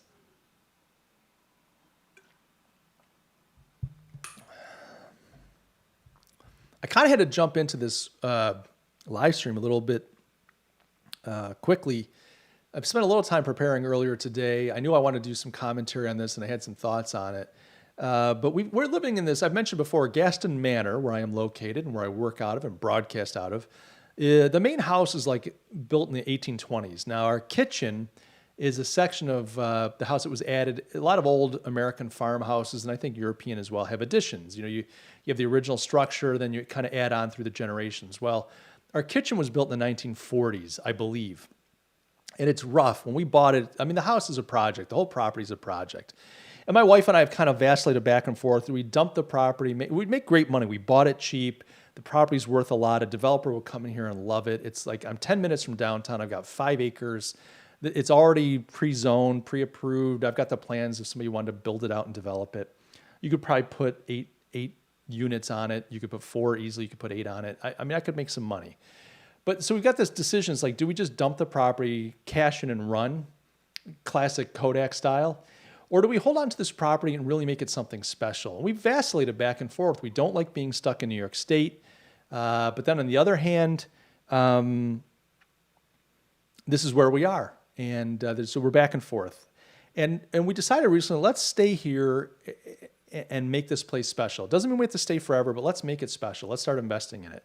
And in our adult children, my one son, Zachary, and his wife, Faith, lovely young couple coming up on their 4-year wedding anniversary. And my daughter, Riley, the three of them, eldest son, Josh, did not participate, but the three of them on their own accord mapped out a whole kitchen remodeling project for us. Now, these kids are really handy. They love doing this kind of work. Their father has office worker hands. I'm not real big on, I can do labor, but I don't love it. I just feel like there's other things I'd like to do with my time, like live streaming and writing and stuff like that. Anyway, they came in this afternoon and sat down with us and presented to us this whole plan of how they would take on the project, what it would cost, and they presented mood boards and materials, and so we had that conversation. It was such a great plan that they came up with, and I was so engaged. And I told them ahead of time, I'm going to have to bounce out at like 3:45 because I'm live streaming. But then, and I tried to prep ahead of time and get everything ready so that I could just bounce with it. The conversation was so fascinating, and there were some great decisions and discussions on the table. And I'm like, so to the very last minute, I sat going over this project. We're going to kick off the remodeling. They're going to help us remodel this kitchen. It's going to be a great project. I think it's going to come out really nicely. But I kind of had to jump into this last minute trying to figure out my camera and lighting. Usually I do that like an hour in advance, and I just didn't have the time. All right. Pauline says, government will probably forgive the loan later. Pauline, I was wondering the same thing. This is one of these deals where it's like, oh, just like this big tranche of cash that went into the market, the PPP loans that went into the American market, where they're like, hey, we'll forgive the loan if you meet these certain requirements. I can imagine this happening. And quite frankly, what if Kodak just goes bankrupt again? What if they go up, sorry, chapter 11, chapter 13, whatever it is for a corporation, chapter 12. We're bankrupt. We're done. Who's going to be left holding that bag? The American taxpayer. You can't get water out of a stone. If they don't have it and they go bankrupt, then what do they care? They were going to be dead in a few months anyway. They weren't going to even make it through 2020. With coronavirus and everything else, Kodak was not going to make it through 2020. This is a windfall for them. They're going to get $765 million to play with. I was going to say something else, to play with and screw around with and play business tycoon again and build some things and ship some things. I'm just so skeptical. And in the end of the day, if they don't do a good job, then they're not going to be held accountable. What are they going to do? Take their birthday away? No, they'll go bankrupt again. George, by the way, how is the corona situation in the U.S.? George, I don't even know anymore. The corona situation, it just depends who you talk to. Cases are spiking in some areas, they're not spiking in others. Pretty stable in the area that I'm in. Everybody's terrified though that, oh my God, if we do anything wrong, it's going to go crazy. You know, we're in the midst of our summertime. I think we're going to be hitting colder weather in a couple months. I think come September, October, we're going to know better. Is there going to be a resurgence? Florida's paying the price for being a little bit too carefree, conflicting stories, conflicting narratives, conflicting data. So I can't even answer. I've gotten to the point where I'm like at peak corona, just saturation, and I'm just like, I've got to live my life. So I've just like I've advised my viewers in the past, I just am not watching it anymore. My life is in God's hands. I mean, I'm going to be smart. I wash my hands. I try not to touch surface. I just try to be smart. I was already a little bit of a germaphobe to begin with. You know, I go into a public bathroom and I always had a strategy, like how do I get out without having to touch a surface after I've washed my hands? Like I'd use the restroom, I'd wash, but then I had a way like how to touch the door, you know, et cetera, use a towel, whatever, a paper towel. So I was already that way to begin with. It's just amped it up for me. I'm not fearful. I'm not like creeped out, but I'm just smart about it. Other than that, I'm not fearful. It's like, look, if it's my time, it's my time. And I hope it's not. I want to live a long, prosperous life, but I'm not paying attention. I think come the November election, the corona discussion is going to probably wind down quite significantly, especially if Trump loses. I don't think he's necessarily going to lose, but I think that's what's going to happen. Karim says, do you agree with government bailouts generally? No, I do not. I'm more of a free market guy, Karim. And for me, even when they talk about too big to fail, I think that's baloney. I think if a company doesn't know how to thrive in the marketplace, it needs to go. Now, I do understand bailing out a company that provides some type of strategic need, like if you've got a company that's making your fighter jets and there's no other company that can do that, then I call into question, well, how did that happen? How'd you only get one company that makes your fighter jets? But even then, I don't think bailouts are right. I mean, I think there are other mechanisms potentially that you could have incentives for other companies to kind of come to the table. You should be incentivizing or rewarding good behavior. As opposed to bailing out, why not reward good behavior? Why not let companies that thrive and show big profits benefit from that in some way, as opposed to punishing them with higher taxes? So I think there are other things you could do to encourage thriving, growth, multiplication of healthy companies. I do not like government bailouts. I hate them, as a matter of fact. And I think they become political tools. You know, when Obama was in office, they bailed out General Motors. Why? Because General Motors had a huge auto workers union. It was a huge union shop. God love them. General Motors, great company and history-wise and great brands. Dave Dangles maybe has some things to say about General Motors. We didn't need them. We don't have to have General Motors. They got bailed out because politically that employee group aligned with the Obama administration. And I think some of the board members and some of the people that stand to benefit from the Trump administration's infusion of almost $800 million into Kodak, you're going to see more of that. I think that's another, it's kind of a political tool in some ways. And I don't like seeing that. I don't know what to do about it, but I don't like seeing that. Pauline says, I used to have a Kodak advanced film camera. I think that's Kodak. It could take some cool different aspect ratio cameras. I think what you're saying, you had a Kodak advanced film camera. It would take some cool different photos. Yeah, Kodak put out some great stuff. I'm not saying that everything Kodak did was bad. It did some great stuff. That's how it dominated the market. But it did a few great things and then just tried to milk that forever. And unfortunately, that was not sustainable. Dale Spoonley, board member Philip Katz also purchased 5,000 shares that same day. Yeah, it was Jim C. and 3 other Kodak board members that cashed in. But Jim Continenza, or whatever his name is, he got the lion's share. I mean, he got a ton. Sorry for the gulping here, but I am thirsty. I haven't had anything to eat. What is it? It's 5:30. I guess I've been fasting today.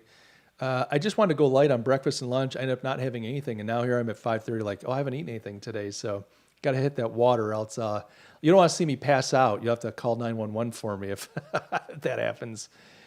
So Dale says, the whole thing has a boys club feel about it, but hey, what you going to do? For the record, I think Kodak are an institution that traded on its history without building a future. Dale, you're 100% accurate on that.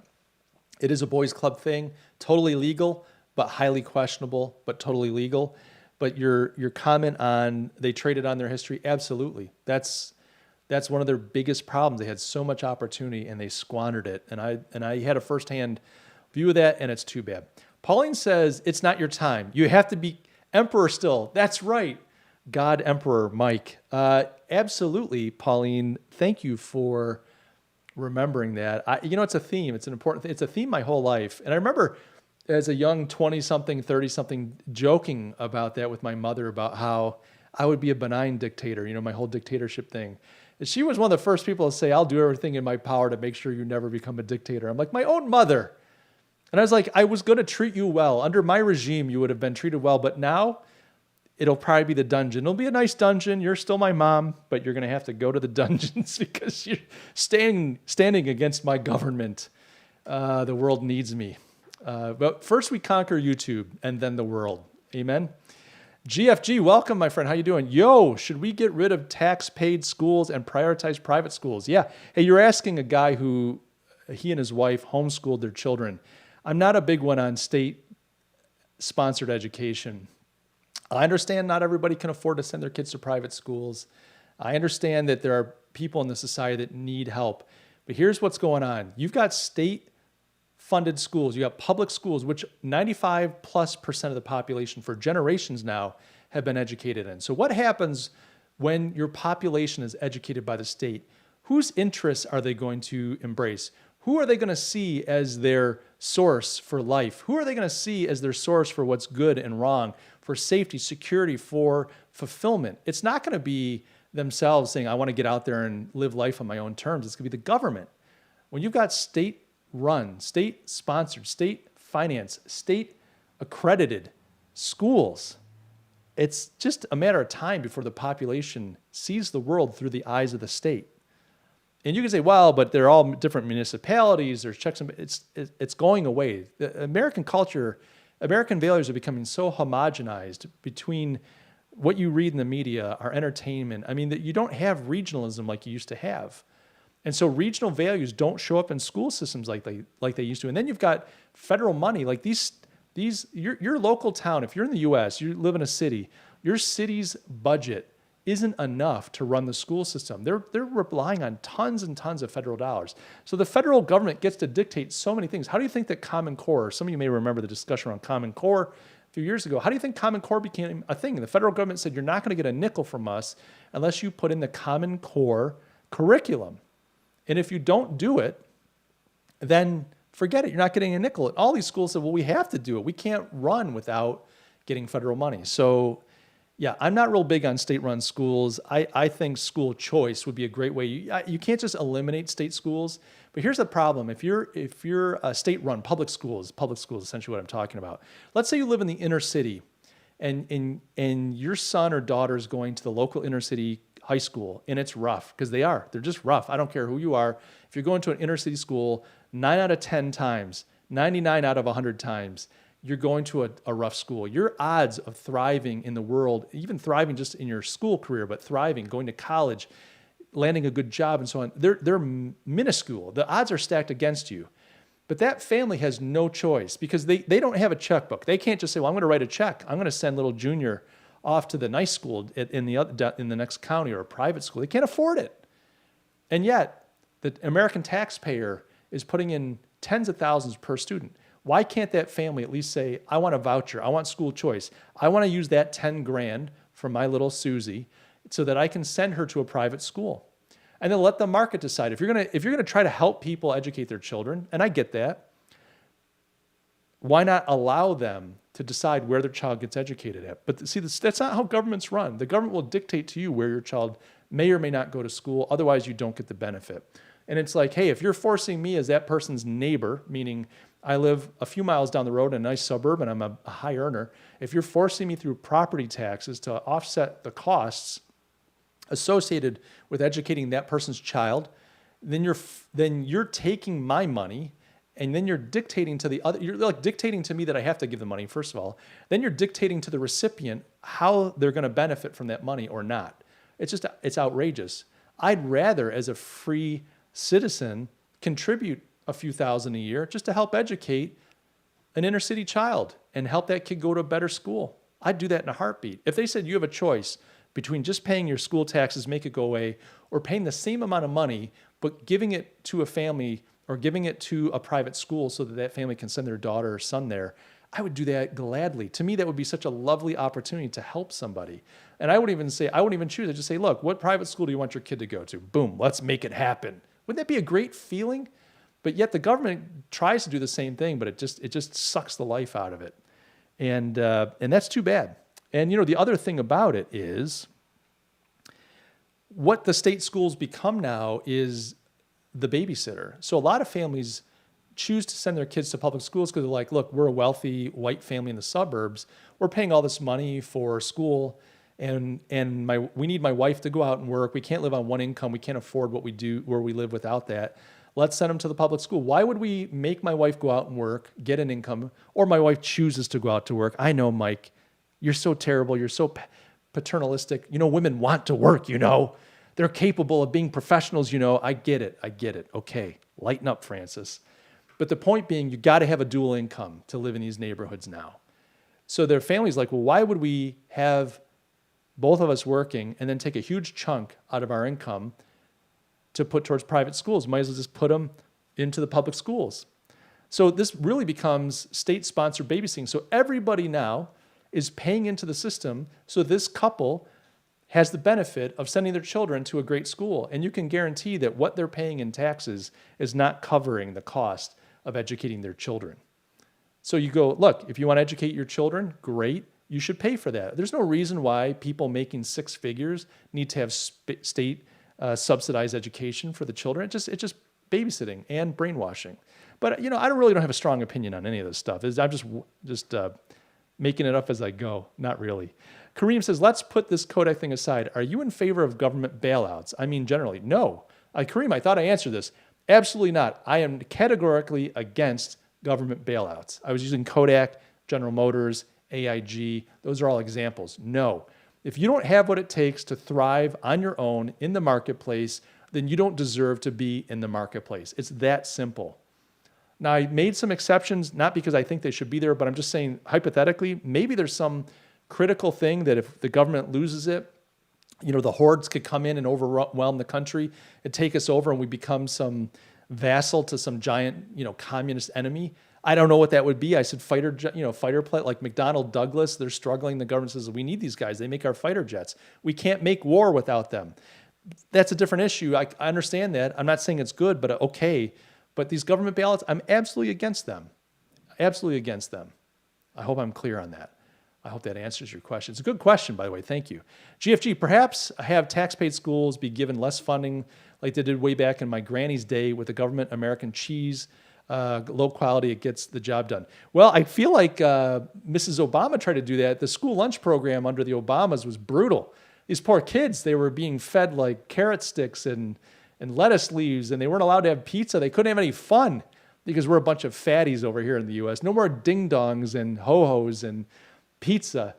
You got to get on that treadmill, fatty, while you do your 2 + 2 = 4. But I feel like the Obamas tried to make lunches a little miserable. It didn't work. People still sent their kids to school. They probably just gave them a little bag of crappy food. Pauline says pictures. Yeah, and I thought that's what you meant, Pauline. She says it was expensive film, but would make a photo 12 inches long by 3 high. I mean, yeah, it's cool. I don't know if you remember the disc camera. I remember I was dating a girl as a young fellow, and her father was a Kodak, lifelong Kodaker. He was a high school dropout, World War II veteran, dropped out of high school as a young teen. He lived through the Depression, got a factory job when he came back from the war, went to war, I think, even a year young, like maybe 17. This guy was a ass kicker, really impressive guy. A tough guy to deal with when I was dating his daughter, but but I respect that guy. Self-made man, no high school, no college, and they lived in the most expensive suburb in Rochester. She went to the best schools. He had 4 kids. They all did very well, materially speaking, and so Kodak gave him that opportunity. Now, he took that opportunity and made it into something very frugal to a fault. And he was cheapskate, but he knew how to invest. He knew how to save. And this guy was just a genius that way. And I wouldn't want to live the way he lived, but I highly respect what he was able to do. But he did that working at Kodak. And so Kodak did that for a lot of people. And they had a lot of innovative products. But anyway, I remember back in the 80s, the disc camera. I don't know if you guys remember the disc camera, but the film kind of was like on a disc, almost like you'd put in a viewfinder. You pop this thing in, the camera was kind of flat. It was more like, like an iPhone. It was probably the size of 2, but it was like this kind of flat thing, and you'd hold it up, and because it had to accommodate a disc that would go in it. But the disc camera never went anywhere. Another innovation that just kind of flopped. But they were betting the farm on this thing. They're like, oh, the disc camera is going to totally revolutionize the market. It didn't. What a surprise. I'm a little bitter today, aren't I? Let's see. Dale Spooney says, good as always, Mike. I'm out here. Slan from Ireland, pal. Slan. Thank you for visiting and joining, Dale. Great to see you. All the best. May I have a great week, and I hope to see you again soon. It's probably my worst Irish accent that you've heard on the internet. My moment of shame as I try to sound like an Irishman. But Dale, thank you for joining. Pauline, public education in Canada is generally pretty good, but some of the political SGW nonsense is snuck in during our last government's time. This is the thing. I think it's incremental and it creeps, and this is why I don't like state-run schools. You got to have checks and balances. For people to be free, I don't mean free like we're all out there pioneering and homesteading. I just mean free thinkers, free in the way that they approach the world, free in their views of the world. If you want to avoid homogenization, if you want to avoid a level of brainwashing, you've got to separate and have checks and balances. And I just don't think government should be in the business of educating. Now, there's a reason that government is, and I've got to, if I'm going to be intellectually honest, I've got to talk about this.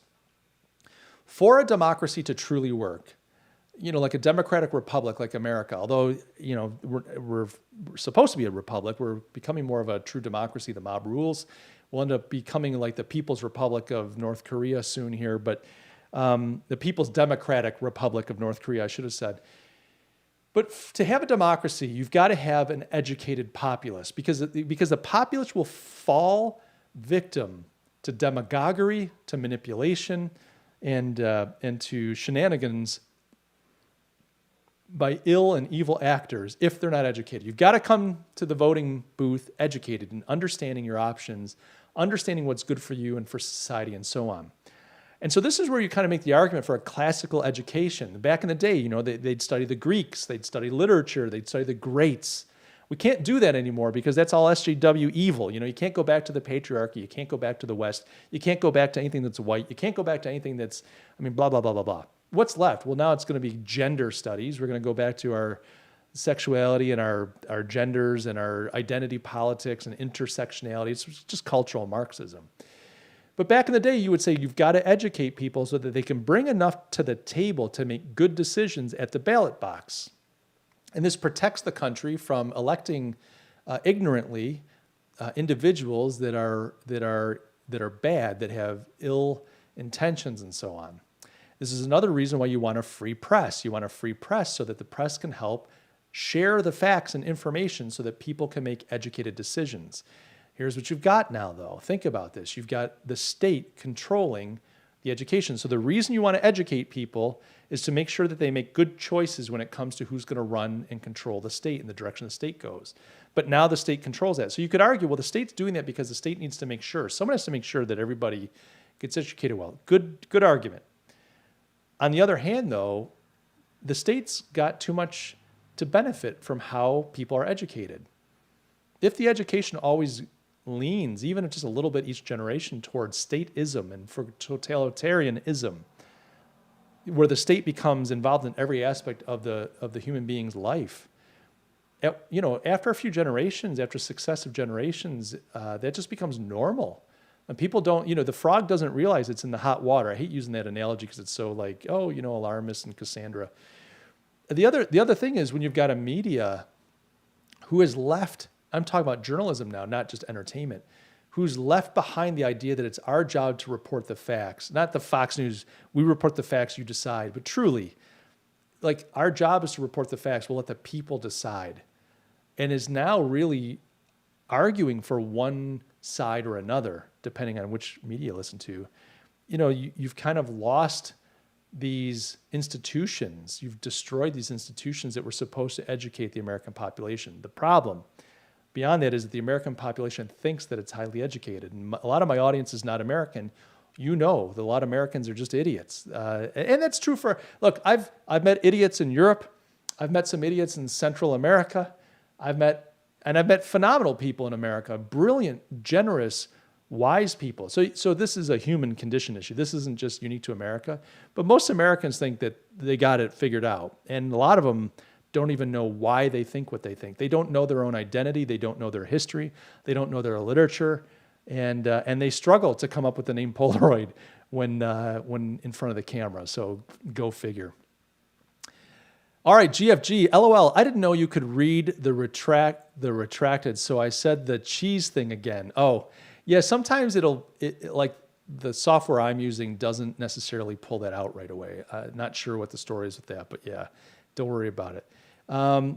Kareem, the first time I was on a call, so ask my question again. Yeah, no, and it doesn't bother me, Kareem. Don't take that the wrong way. I'm not frustrated that you asked twice. It was just funny because I'm like, I thought I just answered that question. And you asked it again. I'm like, well, maybe I didn't realize I didn't answer it well enough.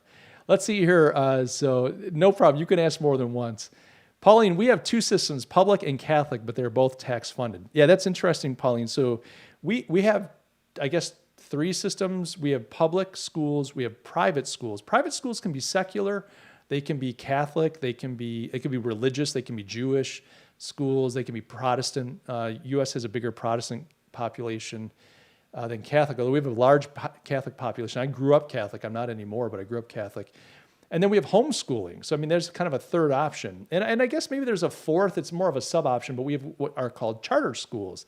And a charter school is a public school, but it's kind of a little different. I won't get into that, but public, private, and homeschool. Those are kind of the three options in the U.S. If you within private schools, you've got different flavors. You can go to there's secular private schools. There are some that have more of a Christian heritage, but they're more secular private schools. Often these are elite, they're like really high on academics, et cetera. But we've got those options. And I would say, though, that the private schools receive no government funding, if I'm right on that. Somebody correct me if I'm wrong, because I'm not always aware of that. Or maybe you have the option. Sometimes you can take it, sometimes you don't have to. They're still highly regulated. I mean, you can't.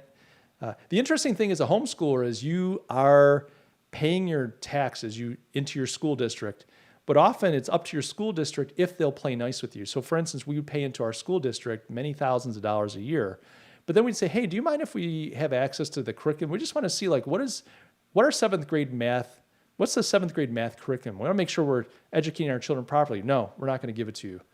Well, yeah, but can we just see it? We don't want to take, no, we don't have to, and we're not going to. But by the way, your reports are due. What did you teach your child? And we make sure we get those quarterly, et cetera. So I never really had real issues. Like we didn't have any confrontations with our school district. They stayed out of our hair.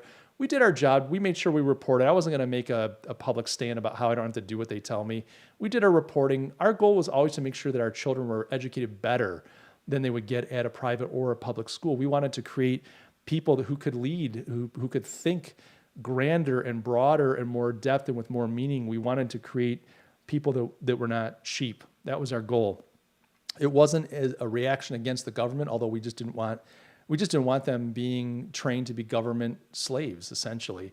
Now, we weren't teaching them like combat skills and survival. I don't mean like we're like, Terminator, we're preparing them for the coming apocalypse. I just mean I didn't want my kids hearing a bell ringing and thinking I got to stand up and go to the next thing. I don't want them to be factory workers. Factory work is fine. I want them to be entrepreneurial. I want them to be creative. I want them to, even if they didn't work as entrepreneurs, to be leaders, even lead within a team. So we went that route. Okay. GFG says, have a good day, dude. Long live and prosper. Stay away from dumb. It's contagious. You got it, man. Thank you. Thanks for stopping by. George, when I was in school, the public schools here in Austria were at the top of the game, and you had teachers from all political sides. It was really good back then. Now, private schools are getting more and more important here too. That's good to hear. And I think in America, private and public did a great job back in the day. But I just think from a dynamics perspective, these things are fine when you have a society of shared values, when you have a society like more of a nation, shared values, shared culture, shared vision. You kind of agree. I mean, it's not that you're like monotone, in your cultural values, but you've got a lot of shared values. Then I think a community can come together and go, look, what's important to us? How do we want to educate our children? I think that's fine. But with multiculturalism, globalization in a country like America that doesn't even really have a shared history, a lot of the people in America, we've all come here different ways. If you're Spanish and you grew up in Spain, I understand like you might be in Barcelona, you're Catalan, and you're over in Madrid, you're more of a, Española, the king. I understand there are differences that way, but you've got shared culture and history. The Catalan people can go back 1,000 years to talk about who they were, how they came to be where they are, even their struggle against Spain. I mean, they could talk about all that stuff. But when you get in to America, it's like, well, some people, they've only been here for 20 years. Other people, their family came over on the Mayflower, kind of jokingly. And you get everything in between, and they come from different places, different values. They're all here for different reasons. And I think it becomes hard to manage the country that way. I'm just getting a text from a buddy of mine, Shane. He's just waking up in Australia, and I'm wondering if he's on the stream. I'm just going to take a look here real quick. He's probably not. I'm wondering if he's sending me anything. No, he didn't. He's not. Hello. Where'd you guys go? Sorry. The screen went away for a minute as I looked at the phone. The software assumed that's what I wanted you to see. Anyway, guys, we're almost at the 2-hour mark. This has been a fantastic discussion. Any last comments or questions before we wrap things up? I hope that people listening to the podcast understand that I'm not hostile to Kodak thriving in the future. I would love for them to thrive. I just want to see Kodak get their act together. I don't think that they deserve this money. I think it's questionable.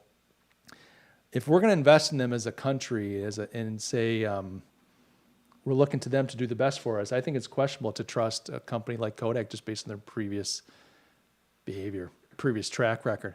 George is saying next Sunday again. Yes, same time, same place. That's what I'm planning on, George. Sundays at 4 p.m. I think that's the way to go. I think. Tell me if you guys think this is a bad time for you, but I'm thinking Sundays at 4. And I think as the weather changes, it gets a little colder in the U.S., I'm going to find more and more American viewers jumping on at 4 in the afternoon. Of course, I'll be competing with things like sports, football, so on, but I think we're going to keep it around Sundays at 4.